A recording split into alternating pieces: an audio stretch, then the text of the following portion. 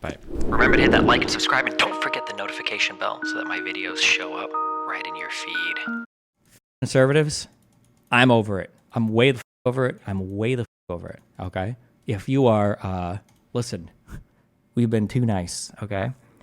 I know that I've picked up some conservative fans. Okay. Over the past few years, maybe. I don't know how long. Okay. Just know that if you end up at one of these protests, okay, I'll be tweeting about you. All right. I need all of you to get the f- out. I know I got more. I know I've got more than 1,000 of you, okay?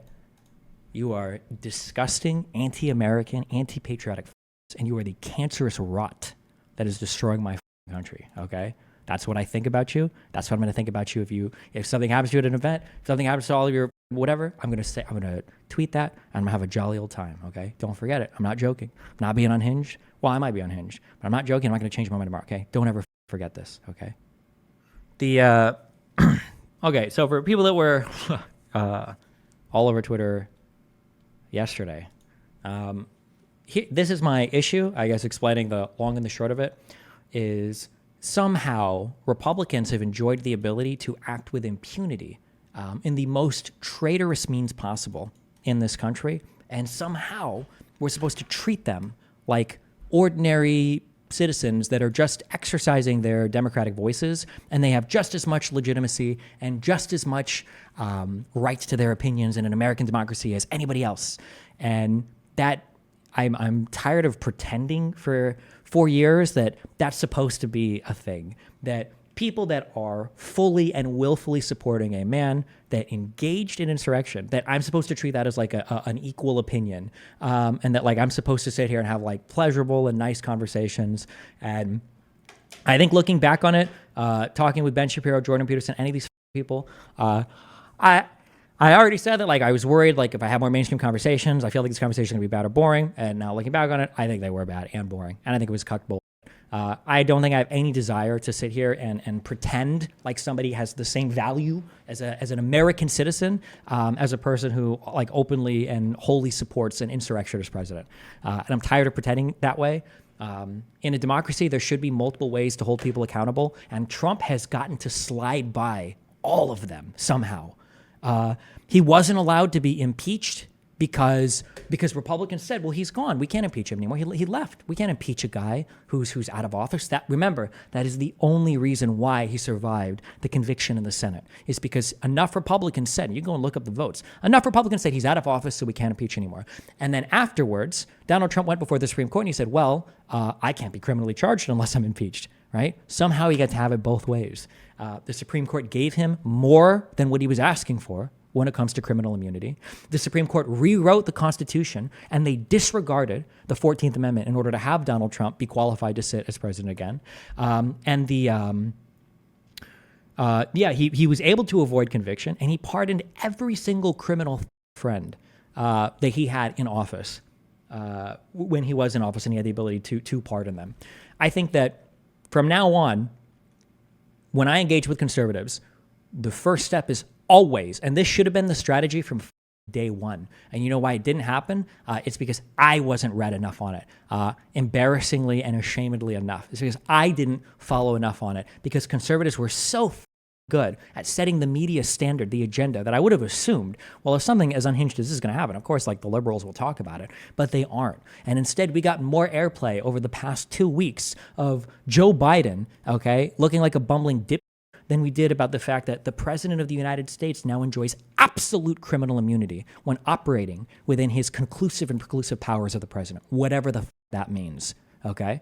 Just to be clear, none of these things like really mean anything. When you get people coming out like, oh, presumptive immunity, that didn't exist before Roberts wrote it into existence. Or when people come out and they talk about like, oh, the core powers of the president. What are the core powers of the president? That didn't exist until Roberts wrote it into existence. Okay. Or when people talk about the Supreme Court, it's like, well, actually, Congress didn't make laws in the 14th. They didn't make laws for equal protections either. They don't have to. It's an amendment. The Constitution doesn't need a law to enforce itself. What the part of the Constitution has ever needed Congress to write a law saying that, well, this is what the Constitution says? You don't need a law. Constitution exists above Congress. Why the do you need Congress to enforce any part of the Constitution? It's the Constitution. But yeah, the every single conversation needs to be, do you acknowledge that Donald Trump led an insurrection? That's the start. And if they don't believe that, well, then you walk them through the process. Because remember, none of the insurrection is even contested. None of it is contested. The only way that Donald Trump fought against the insurrection charge was, one, is he told the Supreme Court, not directly, but he got the Supreme Court essentially to rewrite the Constitution so that he could serve in office again, even if he was an insurrectionist. That was number one. And number two was asking the Supreme Court for immunity from all criminal charges while acting as president. Those are the two methods that he employed in order to fight against what he's been publicly accused of, and in some cases criminally charged of doing. That's the first thing that you walk him through. Number one. And then the second thing, I would just be curious. Why did Donald Trump pardon every single person in his administration that was charged with a crime? People like Manafort.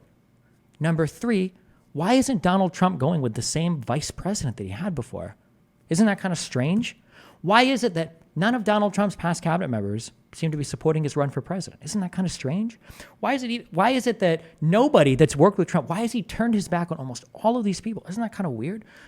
These are the things that you should exclusively ask conservatives about. And when conservatives want to talk about anything else, there's two things you can do. You can either say, hold on, I need you to answer these questions first. And if they don't, then you walk the away because they're not even worth the conversation. Don't even waste your oxygen talking to these people because they're not worth it.